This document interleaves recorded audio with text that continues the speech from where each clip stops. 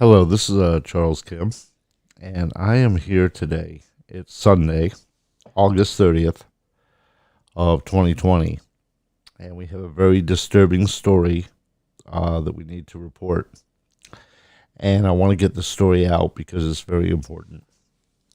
Last night in Portland, Oregon, according to the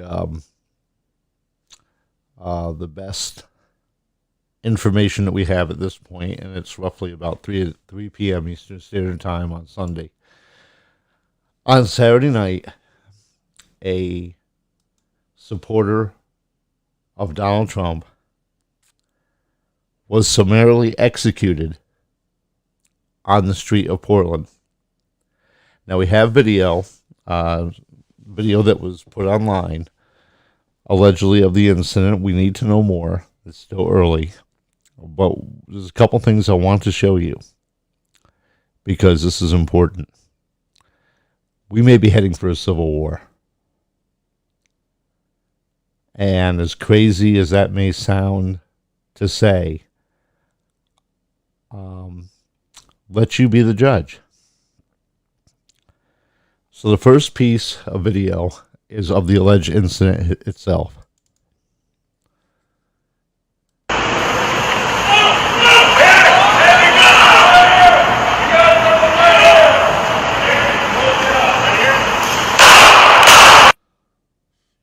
I'll play that for you again.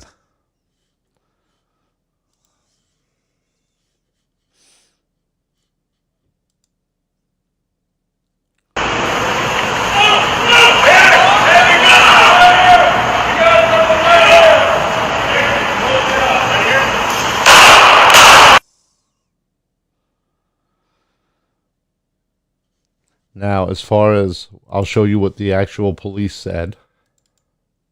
This is from what I'm going to read to you right now is the actual Portland, Oregon police press release. The Portland Police Bureau, PPB Homicide Unit, has concluded its on-scene investigation at the Southwest 3rd Avenue and Southwest Adler Street, and the street is reopened. However, a great deal of work remains to be done. Homicide detectives are aware of videos circulating on social media that show the shooting. It is important detectives get a full and accurate picture of what happened before, during, and after the shooting. If anyone was a witness, has video, or has information about the homicide, they are asked to contact the primary detectives. It is still early in this investigation, and I ask everyone to give the detectives time to do their important work before drawing conclusions about what took place, said Police Chief Chuck Lovell. If anyone can provide information about this case, I ask them to please reach out to our detectives. This violence is completely unacceptable, and we are working diligently to find and apprehend the individual or individuals responsible. And then there's contact the Portland Police Detective, Rico Beninga, at 503-823-0457. And then there's an email address, rico.beninga@portlandoregon.gov, or Sergeant Joe Santos, and his number is 503-823-0406. And again, his email, joseph.santos@portlandoregon.gov. The first press release is that came in. This took place about 9:15 p.m. Pacific Standard Time in Portland, Oregon on Saturday, August 29th. A homicide investigation is underway in downtown Portland after a shooting Saturday evening. On Saturday, August 29th, 2020 at 8:46 p.m., Portland police officers heard sounds of gunfire from the area of Southwest 3rd Avenue and Southwest Adler Street. They responded and located a victim with a gunshot wound to the chest. Medical responded and determined the victim was deceased. No suspect information is being released at this time. Officers have secured the entire block as a crime scene. Community members are asked to avoid the area to allow the investigators the time and space to do their work. If anyone was a witness or has first-hand video of the shooting or what led up to it, please notify an officer and contact the homicide detectives, and then the detectives and sergeant's name again. This followed a day where a caravan of Trump supporters drove through the city. There were clashes and there were fights, more like fist fights and things on the roads and things that were being blocked by the protesters in Portland and by the pro-Trump folks. And then there have been some arrests, mostly folks in their 20s. 1, 2, 3, 4, 5, 6, 7, 8, 9, 10. And this happened prior to the shooting. So, but the other video that I want to show you that's important is this was one of the speakers from Antifa, Black Lives Matter, the protesters in Portland. This is one of the speakers after the shooting took place. I'm not angry, you're not paying attention. If you're not angry, you're not with me. Everybody wake up! Everybody needs to realize what's going on in these streets. Our community can hold its own without the police. We can take out the cops on our own. I am not sad that a fucking fascist died tonight.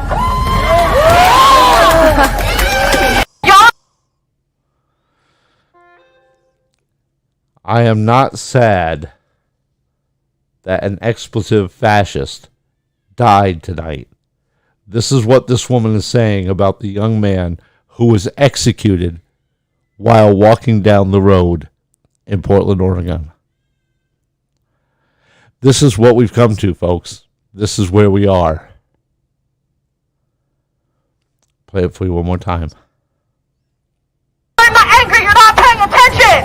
If you're not angry, you're not with me. Everybody wake up! Everybody needs to realize what's going on in these streets. Our community can hold its own without the police. We can take out the cops on our own. I am not sad that a fucking fascist died tonight.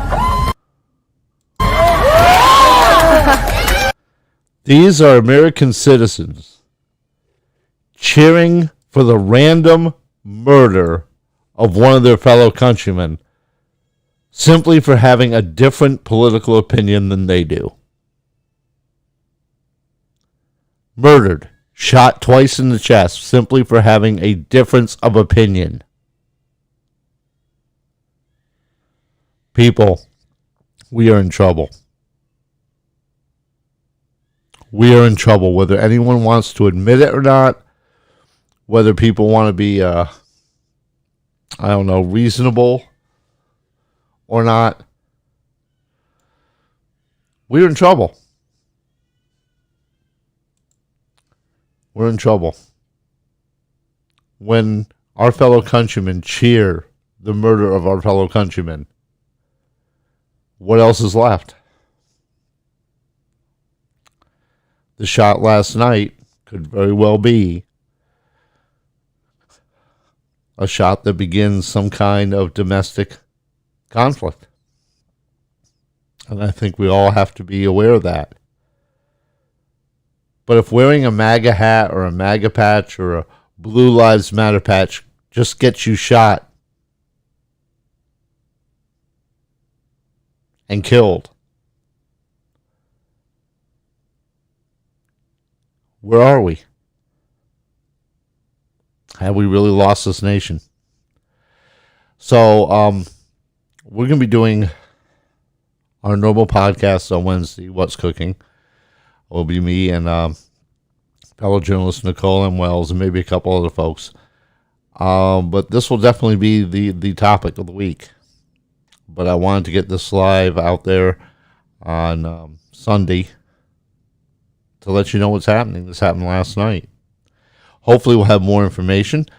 You know, maybe there was something more to the story than what we're hearing right now, but the way the video and what we're seeing so far is that this person was executed in the streets of Portland, Oregon for supporting President Trump and supporting law enforcement through a Blue Lives Matter.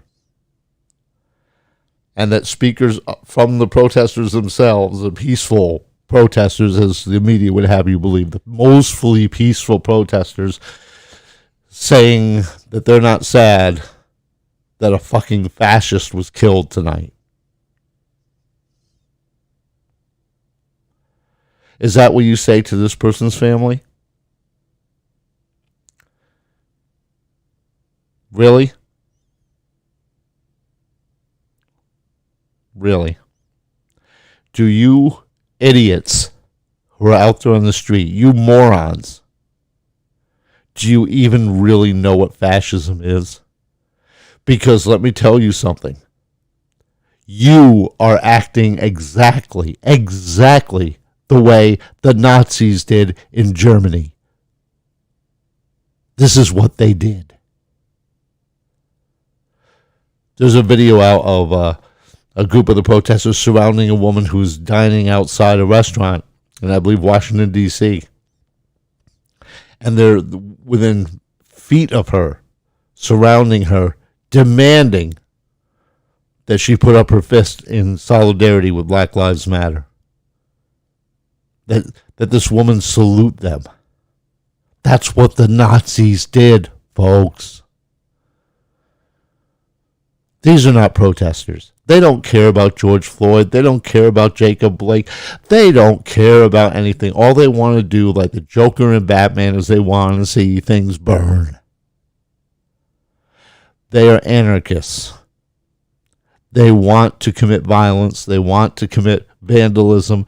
They want to break into businesses and steal things. These are horrible, evil people. Horrible, evil people. Truly evil. When you kill someone who poses no threat to you other than opposing your opinion, and you gun them down in cold blood on the street,